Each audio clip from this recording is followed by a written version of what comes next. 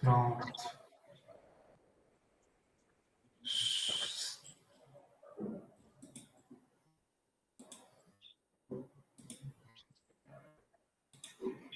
Estava apresentando direitinho, deixa eu apresentar um slide.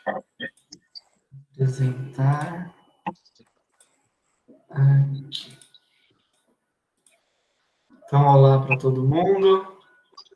Eu me chamo Matheus e eu vou falar hoje da continuidade, né? A gente está nesse bloco sobre TOC, transtorno obsessivo compulsivo, nesse grupo aí composto pela Letícia, a Júlia e eu. E a gente teve um dia de estudos sobre a definição, os critérios diagnósticos e um pouco da neurobiologia do TOC. A gente teve um dia de estudo sobre as escalas disponíveis para avaliar essa condição. E agora a gente vai falar dos dados mais atuais de neuromodulação não invasiva para o tratamento do TOC. Então, esse é o tema de hoje. Revisando um pouquinho do que a Júlia apresentou há 2 semanas atrás, quando a gente fala de neurobiologia do TOC, a gente pensa nessa rede que tem um nomão complexo, né? E aí um quadro cheio de imagens complexas, mas a gente já vai resumir. Então, essa rede que é a córtico estriato tálamo cortical, é uma rede que sai do córtex, passa pelo estriado, pelo tálamo e volta para o córtex. Uma rede que tem a ver com o controle cognitivo, de uma forma bem ampla e genérica. E tem autores falando que essa rede ela faz parte do que eles chamam de SAN, Salience Attention Network, que é a rede de atenção de saliência. Então, como que uma rede um pouco automática, que está filtrando o que é estímulo relevante e o que não é. Está selecionando, né, aonde você vai focar a sua atenção e aonde não vai, de uma forma como um filtro automático. Então, isso tem tudo a ver com o TOC, porque o TOC fala de controle cognitivo que está comprometido, quando a gente não consegue controlar pensamentos intrusivos, não consegue controlar os rituais, né, que vem relacionado a esses pensamentos.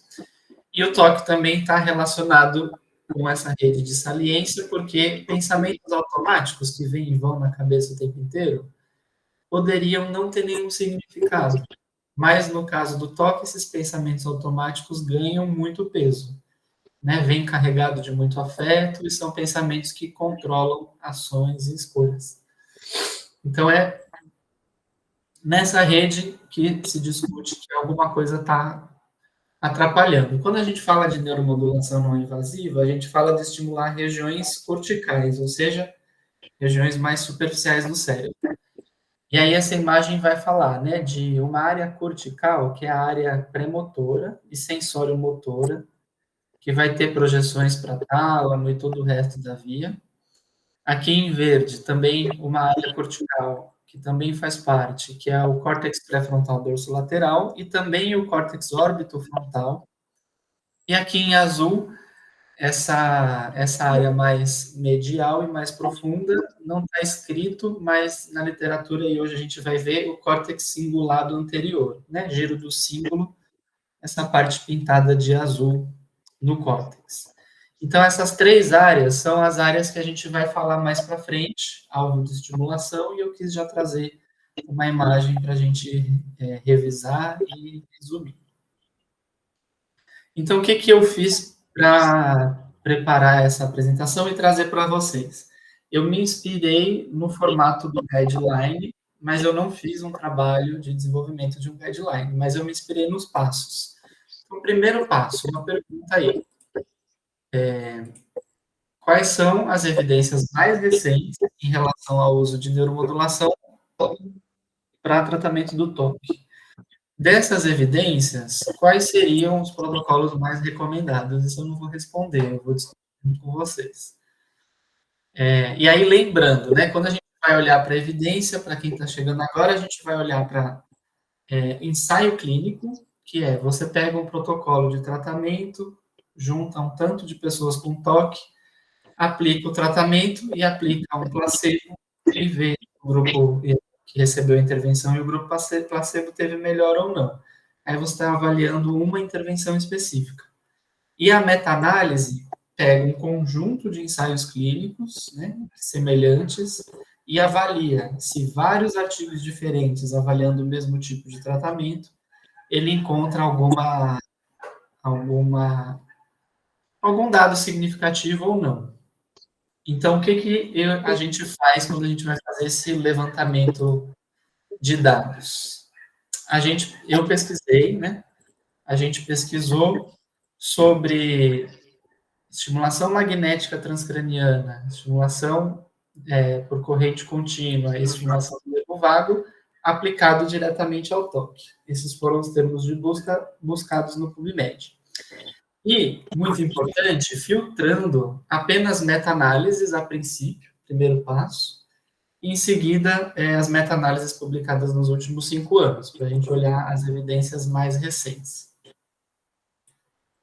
Isso trouxe para a gente bastante literatura, me surpreendeu. Eu achei que teriam menos estudos falando dessa questão. Então, só de TMS, tem disponível aí 21 meta-análises, só que 17 apresentam forest plot, que dá para avaliar direitinho e usar para coletar dado. Letícia, eu acho que o seu áudio está ligado. Se você puder checar o microfone. Obrigado. Aí, TDCS, a gente encontra 12 resultados, mais 8 meta-análises que envolvem TDCS para o tratamento de toque. E de estimulação do nervo vago, a gente não encontra nenhuma meta-análise específica. Então, não vamos falar de estimulação do nervo vago. Olhando especificamente para a TMS, o que eu fiz? Eu abri as meta-análises, olhei lá o forest plot e fui buscando ensaios clínicos que tivessem o maior tamanho de efeito. E aí eu seleciono para apresentar para vocês 3 ensaios clínicos que usa a TMS repetitiva para o tratamento do toque. Os 3 fizeram TMS inibitória, de 1 Hz, especificamente. Então, a gente tem aí protocolo fazendo TMS inibitória em área motora suplementar, um protocolo relativamente curto, de 900 pulsos, que apresentou uma melhora de 40%, diminuição de 40% na pontuação do iBox, que é uma escala de avaliação de toque apresentada lá na semana passada, uma escala que o clínico apresenta, né, com uma entrevista bem detalhada. Um outro protocolo estimula a área bastante próxima, que é a área pré-motora suplementar, só um pouquinho mais frontal, um protocolo de 1.200 pulsos, também com um efeito interessante, de 58% de redução na pontuação da iBox, e um desvio padrão aí pequeno também, né? E uma região, um outro alvo de estimulação de TMS foi o córtex pré-frontal dorso lateral direito. Protocolo de 2.000 pulsos, com uma diminuição de 57% na média, mas esse sim com um desvio padrão bastante grande, né? Mais ou menos 30%. Então, esse com bastante variabilidade nos resultados. Então, quando a gente olha para protocolos de TMS, a gente está falando de protocolo inibitório em área motora ou área motora suplementar, no geral, que é uma área que está envolvida com planejamento motor, né, e tem um efeito sobre esses rituais as compulsões do toque. E não está aqui na tabela, mas esses estudos eles são entre 15, 20 sessões, né? Sessões diárias por 3, 4 semanas. Então, são protocolos aí longos. Quando a gente fala de Theta Burst, também a gente encontra algumas opções. Um Theta Burst intermitente, né? Que é dito excitatório, em córtex pré-frontal dorso lateral esquerdo, protocolo clássico de Theta Burst.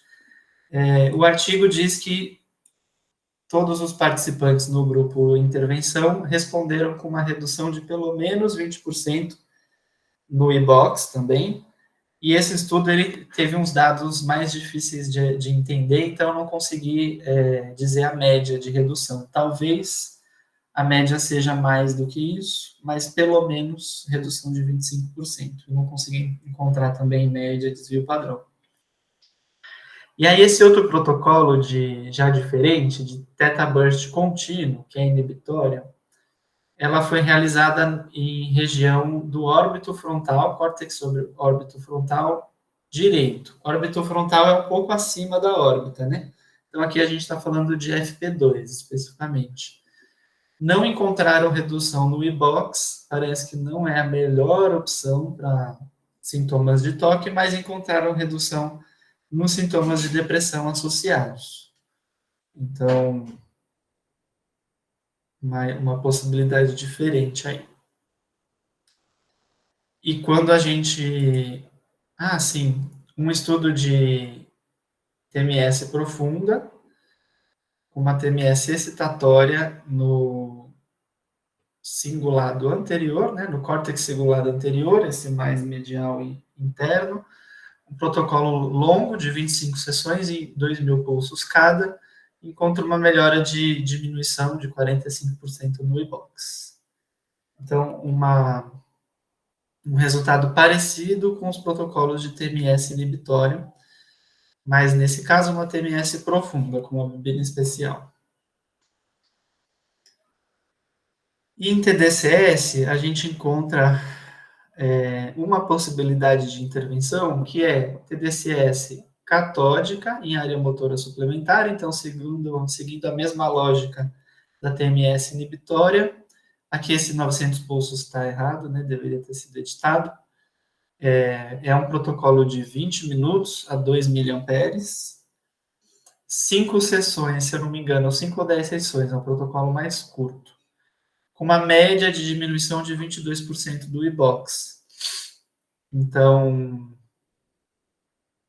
um resultado clinicamente significativo, mas pequeno. E aí, alguns estudos, um estudo especificamente falando de TDCS anódica em córtex pré-frontal dorsolateral esquerdo, né, aquela TDCS padrão nos transtornos depressivos, também 20 minutos, perdão pelo erro no slide, 2 miliamperes, e ele apresentou um gráfico que dá uma melhora significativa, mas estava difícil de extrair também quantos por cento do iBox teve de redução no sintoma, então não consegui avaliar isso exatamente. E esse estudo aqui, ele foi um estudo de anódica feito com apenas 5 sessões. Então, eu imagino que o tamanho de efeito esteja em torno de 20% ou alguma coisa por aí. Não, desculpa, gente. Esse estudo do TDCS anódica era uma coisa que eu até queria discutir assim, com a equipe, e eu vou mostrar aqui esse dado especificamente. Aqui à esquerda, eles falam da média no iBox antes da intervenção. Então, uma pontuação de 21,5 no iBox. Depois da intervenção, a média da pontuação no iBox desse grupo foi para 0,38, que é uma diminuição enorme, né?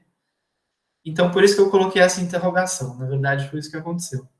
A diminuição é praticamente de 100%, num protocolo clássico de TDCS inibitória em F3, que me gera um estranhamento, considerando que é um excitatório, né? Excitatório, isso, desculpa. Que me gera um estranhamento, considerando que foram apenas 5 sessões. Então...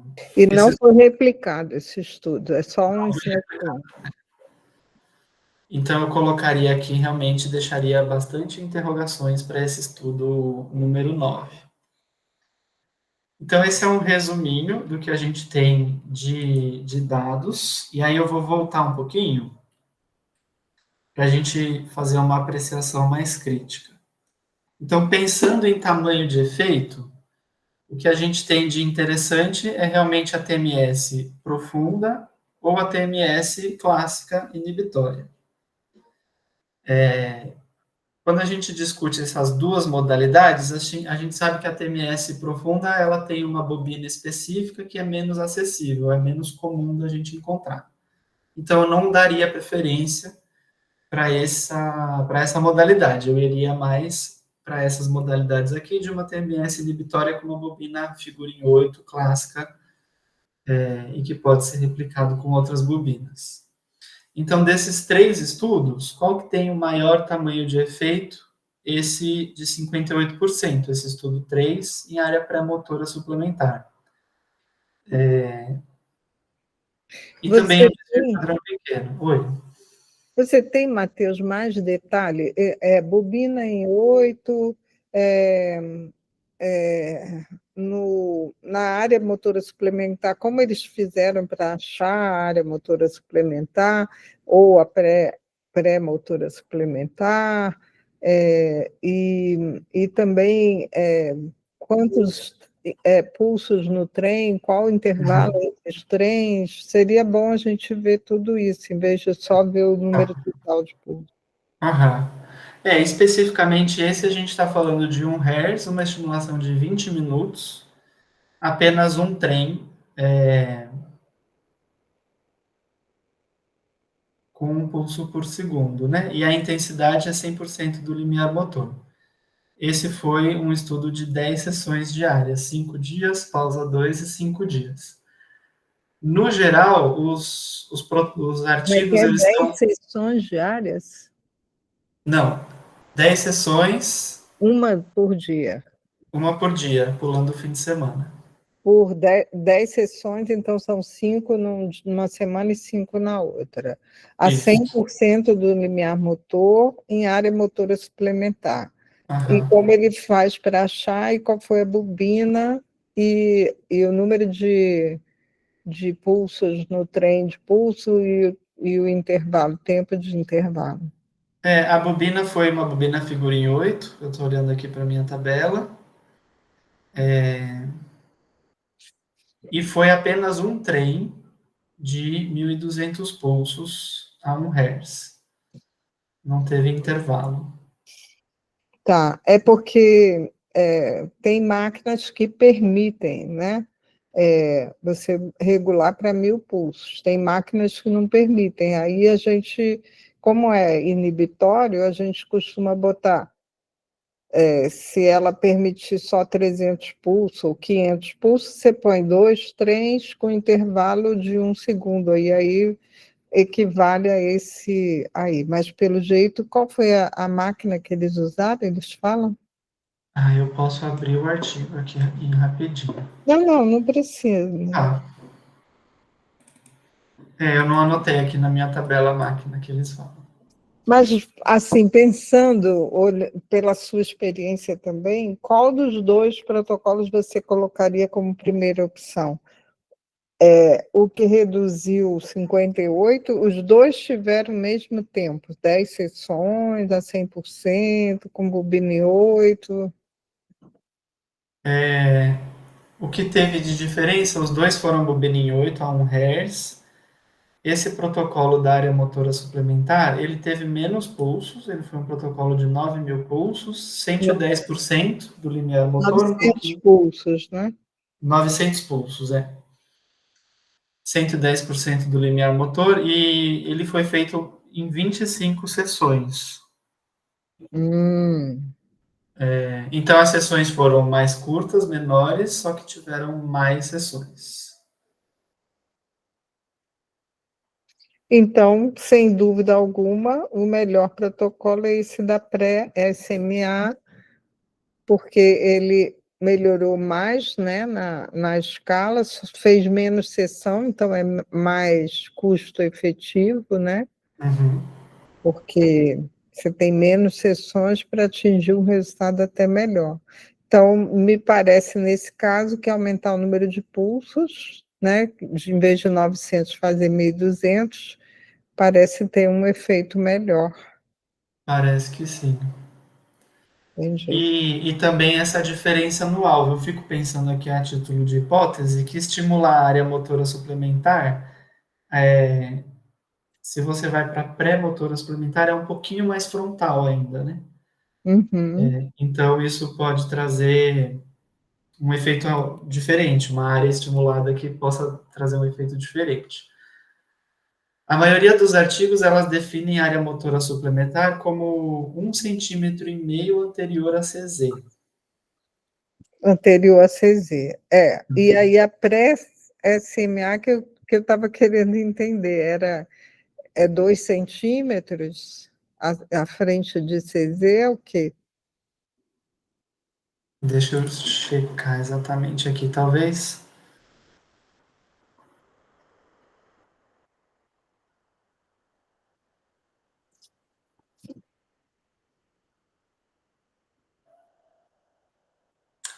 Ó, ele já é mais específico. Ele coloca 15% da distância entre o íneo e o násio anterior ao CZ na linha sagital. Então, você mede a distância íneo-násio, tira o valor de 15% dessa distância e coloca essa distância anterior a CZ.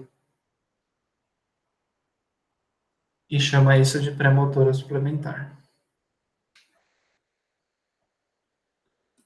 Isso, a depender da pessoa, pode dar um valor de 1,5 mais ou menos, né? Uhum. Não, bem preciso, legal.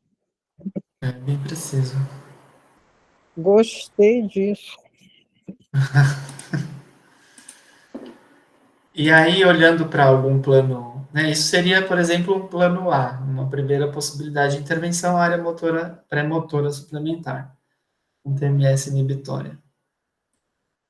Se a gente O fosse olhar, segundo poderia ser a área motora suplementar, porque ele dá 48% com 900 pulsos, mas talvez se você usasse na motora suplementar 1.200 pulsos também, será que não melhoraria o efeito? Não foi a quantidade de pulsos que deu a melhor resposta, entendeu? sim, eu acho que não seria muita vantagem se você começou com esse protocolo 3 e não teve uma boa resposta, mudar para o 2. Eu acho que Ah, talvez isso entendi, não porque vai ser bem próximo, né? bem próximo. E aí, então, você tentaria o quê? O córtex pré-frontal dorsolateral. Direito, talvez pode ser uma opção, um inibitório em F4, porque Uhum. tem um efeito bacana, apesar de ter uma heterogeneidade grande. Então, primeiro seria área pré-motora suplementar, segundo seria esse inibitório no córtex pré-frontal dorsolateral direito, né, Uhum. também, só que esses 2.000 pulsos aí também pode ser que tenha passado um pouquinho, né, isso é muito arbitrário, eu acho, a quantidade de pulsos, porque você não tem tantos estudos comparando no toque a diferente quantidade de pulsos que se dá, né, e eles Uhum. calculam como isso, como que chegaram nessa quantidade de pulso, eu fico me perguntando. Esse protocolo inibitório ele é bem diferente, porque ele coloca, em geral, ele coloca um intervalo entre trens de 40 segundos Aí não e, tem sentido. e divide 4 trens. Não tem, eu não vejo sentido em aumentar o intervalo entre os três num protocolo inibitório. Você aumenta o intervalo entre os três quando você vai fazer um protocolo excitatório, porque é para evitar, por causa dos critérios de segurança. Mas se você está inibindo, não vejo sentido. Vocês veem? Quem está aí, que tem experiência, vê sentido nisso? Não. Em 40 segundos faria sentido se você dividisse num intervalo maior para fazer alguma tarefa ou um intervalo Exato, de conforto para o paciente, né? Mas 40 segundos exatamente, você não faz muita coisa. exatamente. E aí a gente tem algumas possibilidades que seria A TDCS, né? a TDCS, o Theta Burst não parece tanta vantagem. 20%, 25% é melhor fazer placebo, né? Fica uma opção, um theta burst excitatório em F3, que parece ter alguma redução na escala. Mas isso mas também é pequeno esse tamanho de efeito aí, né? também é pequeno, é. E essa grande dúvida desse TDCS excitatório em F3, que parece ter uma promessa um pouco fantasiosa nesse artigo. Com certeza. Toda vez que você vê um resultado desse, que a média melhorou 100%, você já levanta a orelha, né, e fica pensando, opa, tem alguma coisa errada aí, porque não, não é normal você ver a amostra dele e tal, mas parece mágica. Isso eu não gosto, geralmente, de seguir nenhum protocolo assim, com resultados muito impactantes, muito diferentes, né, não? Sim, isso a gente precisaria E de replicação. não tem estudo confirmatório dele, né? Não. De TDCS tem poucos estudos, eu encontrei esses dois, e um chinês que é inacessível. É. É.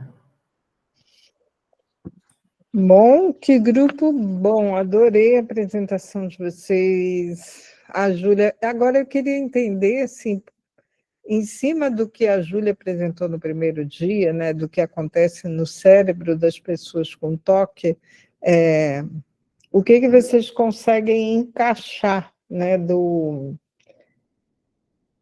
conhecimento que a Julinha trouxe, dessas redes que você reapresenta aqui para a gente, disfuncionar no toque, e por que a seleção dessas áreas-alvo.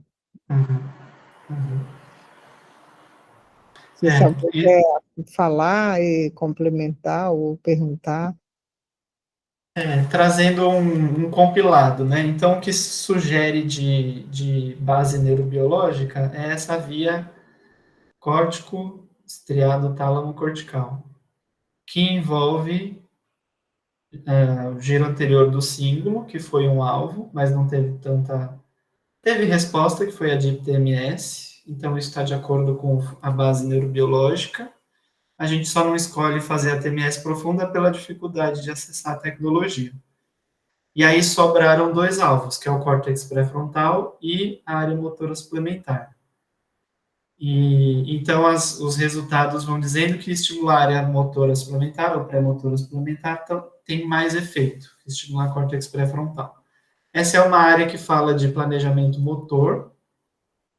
Então, a princípio, pode parecer estranho, né, a gente pensar em planejamento motor e toque, mas a gente estava vendo que essa área, que ainda é uma área pré-frontal, né, uma área frontal, ela também está envolvido em controle inibitório do comportamento. Então, muito do planejamento motor parece que tem a ver com inibir e preparar a ação. E pode ser que essa área também esteja envolvida em inibir pensamentos automáticos, inibir respostas emocionais intensas, toda essa via que a Júlia vai discutindo, que tem uma alça, né, inibitória e uma alça excitatória. Então, pode ser que o toque é uma disfunção da inibição dos pensamentos e os impulsos automáticos, uma dificuldade de inibir tudo isso. Isso é uma coisa para a gente ir pesquisando melhor. Faz sentido?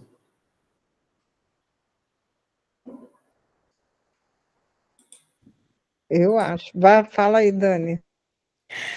Eu acho que faz muito sentido, porque de fato o papel desse grande córtex assim é a inibição mesmo, para que não tenha-se uma coisa descontrolada, né? O tal do controle top-down. E daí vai por essa via, né? Do planejamento das sinapses, né? Eu não só ainda me parece, como é do planejamento motor, né? Me parece ainda novo, mas achei fantástico assim esse raciocínio. Agora, Matheus, lembra que a gente publicou aquela umbrella? Na nossa umbrella, o toque, a gente sugere porque, claro, não foram as mesmas meta-análises, porque agora a gente já está de 5 anos para cá, e antes a gente pegou outras meta-análises, né? Mas lá a gente apresenta como um protocolo bom usar as duas áreas, tanto fazer estimulação do córtex pré-frontal dorsolateral direito, inibitório, e depois na área pré-motora suplementar, também inibitório, 1.500 pulsos em cada área dessa, 3.000 pulsos foi o que tinha dado lá atrás, o maior tamanho de efeito. Mas ninguém continuou buscando essa combinação, né, diária. E hoje eu tenho visto cada vez saindo mais estudos propondo a estimulação em 2 alvos, como esse, para o toque. Mas são estudos novos que ainda não entraram nas meta-análises, entendeu? Sim, são estudos novos.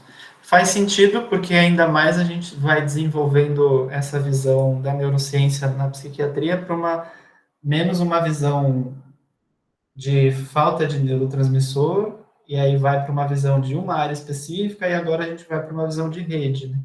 Uma Exato. rede disfuncional. E aí, se você intervém em mais áreas, você pode intervir melhor numa rede. É o que a Abraão acabou de apresentar ali, né, do que tem sido proposto de multi-targets, né? Em vez de você fazer estimulação num alvo específico, você aplicar em 2, 3 alvos, menos pulsos, para justamente trabalhar em cima de redes, né?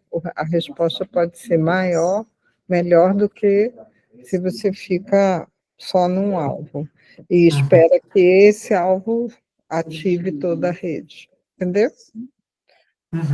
Sim. Enfim, mas parece, pelo menos está coerente com a nossa umbrella antes, né? A gente não, embora tenha essa diferença, mas o que a gente vê na ciência é, claro que a gente deve inibir o córtex pré-frontal dorsolateral direito e a área pré-motora suplementar como os alvos mais importantes para o tratamento do toque, né? E o resultado é bom, né? Porque você tem uma resposta que melhora entre 40% e 60%, é uma resposta muito boa. É uma resposta muito boa. Muito boa para o paciente que sofre, porque o toque é uma condição muito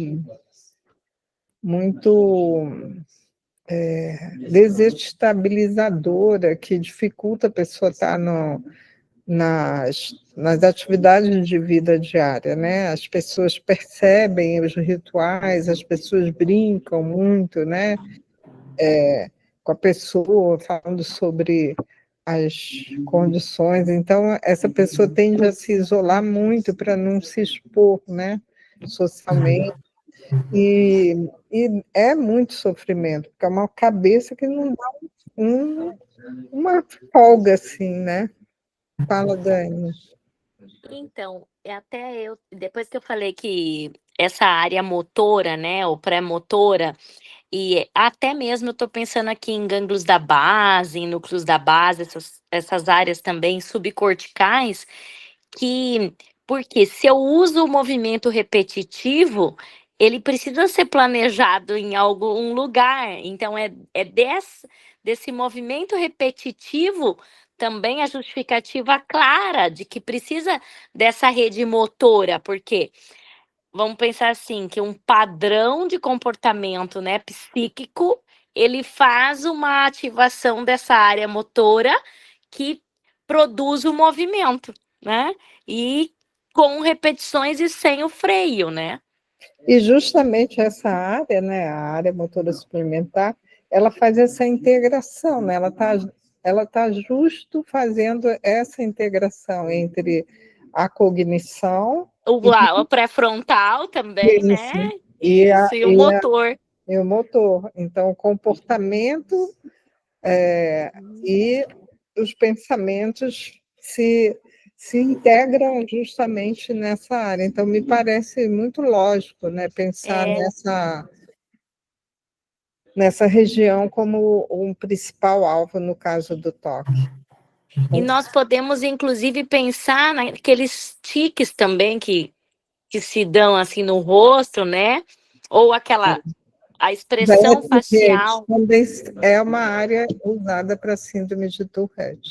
Tourette. Os tiques vão indo para o Tourette, que está próximo, né? Mas, de fato, no toque tem o que eles chamam dos rituais, que são comportamentos motores estereotipados, repetitivos. Sim. Então, acho que quando a gente pensa na área motora suplementar como uma área de controle de comportamento, controle motor, faz sentido, mas também ela pode ter outras funções, porque a gente sabe que as áreas exercem muitas funções, e aí eles estão falando que uma função é essa questão da saliência do estímulo. Então, como o toque ele está muito perto dos transtornos ansiosos, esse estímulo de será que eu tranquei a porta, que a gente pensa e fala, deixa para lá, a pessoa no toque pode colocar isso como é a coisa mais importante, estímulo muito saliente, todo o resto em segundo, terceiro plano. Exato, a área motora suplementar pode... Exatamente, porque ele não tem um bom controle inibitório, ele não consegue de jeito nenhum pensar numa coisa e falar, como você diz, né? Não, isso é bobagem, deixa para lá. Não, aquilo fica nele, enquanto ele não se comportar, ele não consegue parar de pensar naquilo. Então, enfim. Nessa nossa conversa de paulistas e cariocas, né? O carioca dá 2 beijinhos, o paulista um só. Tem algumas pessoas que têm esse toque de tudo que acontece de um lado tem que acontecer do outro. Então, se você dá um beijinho aqui, precisa encostar aqui também. Vai ver que o carioca tem mais toque que o paulista. Então, tem uma coisa do ritual motor e uma coisa da saliência. Eu senti aqui e eu não senti aqui. 3 beijos. Tem algum lugar que dá 3 beijos, eu não lembro mais. Não lembro aonde. E aí eu queria falar de mais um efeito dessa área. A Letícia sabe onde é que dá 3 beijos. Em Minas é 3 beijos. 3 beijos, tá vendo? Aí é o pessoal que tem toque e ainda tenta inibir o toque. Aí fica difícil socializar. E tem essas discussões mais cognitivas vão falando de toda essa rede como uma rede também envolvida no sistema de recompensa. E tem um componente operante do toque, que quando a gente olha mais o viés comportamental, vou dar um exemplo mais caricato, mas, por exemplo, né, eu posso criar uma obsessão de que um leão vai me atacar se eu sair na rua. E que eu preciso dar 2 voltas no quarteirão, senão o leão vai me atacar. E aí eu saio de casa, dou 2 voltas no quarteirão e o leão não me ataca. Então tem uma recompensa, funcionou, né? Por reforçamento negativo, no caso. Só que não existe leão em São Paulo, né? Isso é apenas um detalhe. Só que dentro do meu sistema eu criei uma regra que ela é reforçada, ela tem um mecanismo de recompensa. Então, eu preciso ter uma simetria na sensação do toque, senão a minha mãe vai morrer. Aí eu faço essa simetria e minha mãe fica bem. Então, eu estou reforçando, eu estou tendo uma recompensa. E a área motora suplementar pode estar criando recompensas arbitrárias, que a gente chama de um comportamento supersticioso, né? Boa reflexão, Matheus, muito bom. E aí, Monique? Tudo bom? Soraya, Letícia, Gilberto, mais alguém quer dar a sua contribuição, fazer suas perguntas? É oportunidade. A gente hoje está terminando esse bloco de toque, semana que vem a gente começa pânico, né?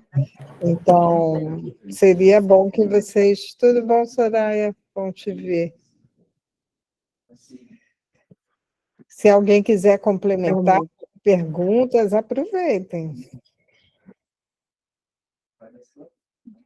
Enquanto isso, o único elemento que eu ia trazer, extra, acho que a última informação, é que alguns estudos, eles colocam, além da TMS, uma intervenção que é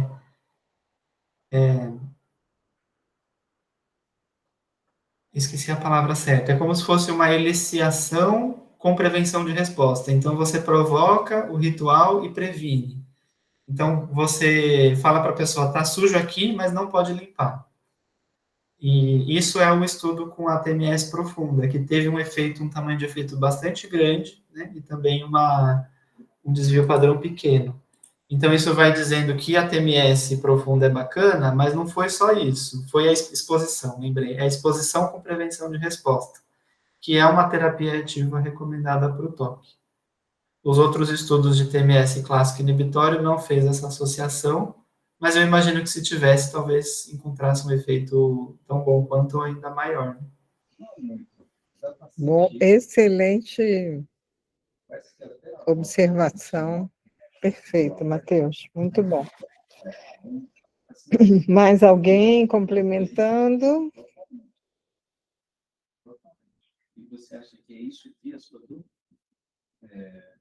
Então, se ninguém tem mais nada a falar, nos despedimos agradecendo profundamente ao grupo, foi muito bom.